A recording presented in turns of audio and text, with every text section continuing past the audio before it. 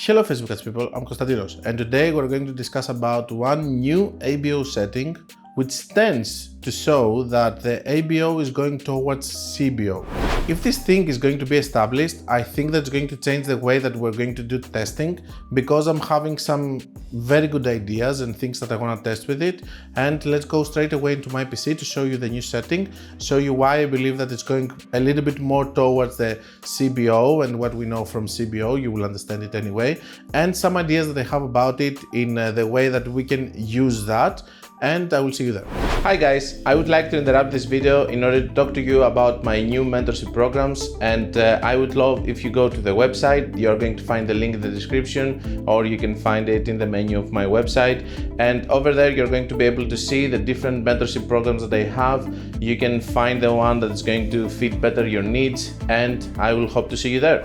So this is the new setting that we have over here. You can see that we have the option of CBO, campaign budget optimization, or advantage plus budget as they call it now, and ad set budget, which is basically sets different bid strategies or budget schedules for each ad set. But what is the new thing that we have here? Share some of your budget with other ad sets. We'll share up to 20% of your ad set budget with other ad sets within this campaign when it's likely to improve performance. What? I mean, we know that this is happening on CBO campaigns, and we can see that CBO is deciding to spend more. What is an ABO? ABO means that I'm having 5 assets and each one of them is having $5, $5, $5. If it's now in the same campaign, it's going to share up to 20% of your ad set budget, which means 20% from one, 20% from another, 20% from another. So in a scenario that we might have 10, 10, 10, 10, we might end up having a spend of 8, 8, 8, and 16. Okay, so it's going to take this. Now, make this with bigger numbers and you can understand how this valuable can be. My theory behind this is that they realize that when people are deciding the budget of different ad sets, maybe they are taking bad decisions. So how can we help them? Remember the discussions that we have about the budget being daily, and that if you're having $100 cost per purchase and you're putting 80, maybe you're not going to get the results that you want on a daily level. Facebook is coming here to fix that and says that if you have another 3, 4, 5 ad sets over there, maybe we can take this budget, put it to the good ad set over there, because if this person doesn't understand that he has to spend 100 per day, maybe the ad sets and the distribution of this 20% is going to give him the results that he wants. This is going to revolutionize, by the way, the thing that people, you might see me, for example, being negative about testing with $5, $10, for example, ad sets, in order for you to see what is working and what doesn't work. Maybe some of the strategies of the past that you were using $5 cost per purchase, $5 budget, $10 budget on the different assets on an ABO in order to find a winning ad and then scale it and so on, which are really odd strategies, maybe they're going to start working again. Why? Because if you're having several of those, and in my opinion, the big power to this is going to be on the number of assets.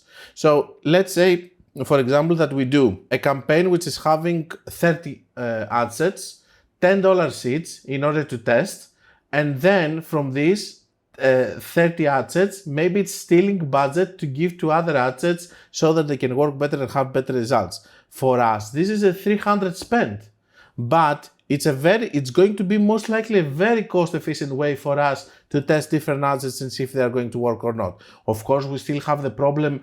If something is working with $10, $20, is it going to work with 100? That's why I avoid ABO and small budget testing, because a lot of times we scale those to campaigns later and we see that they didn't work. They were just working with a smaller budget, which is useless for us.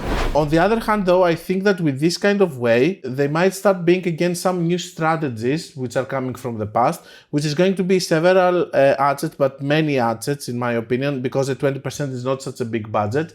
Several ad sets over there with small budgets, with the allocation, because there are going to be many ad sets, maybe we're going to find winners, and it's going to be a more cost efficient way to test instead of the stupid $5 test, which now it's do or die for the different ad sets. So I think that this is a little bit of a good move from Meta for ABO, which is not being used a lot for other purposes other than running ASC and all of that.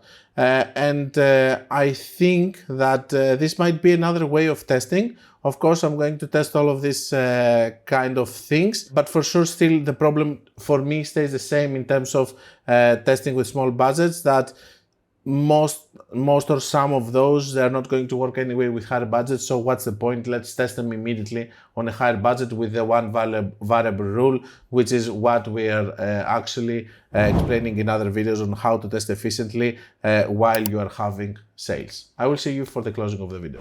So it looks like it's pretty interesting, right? So let's see. I will do my tests. You can do also your tests and always let me know. Don't be lazy. Don't expect everything from me, okay? And don't forget, guys, that if you want to learn more, you can check my book, my course, my website. You can check also my mentorship programs and all the people that they have completed it below. And until we meet again, guys, be creative and be consistent.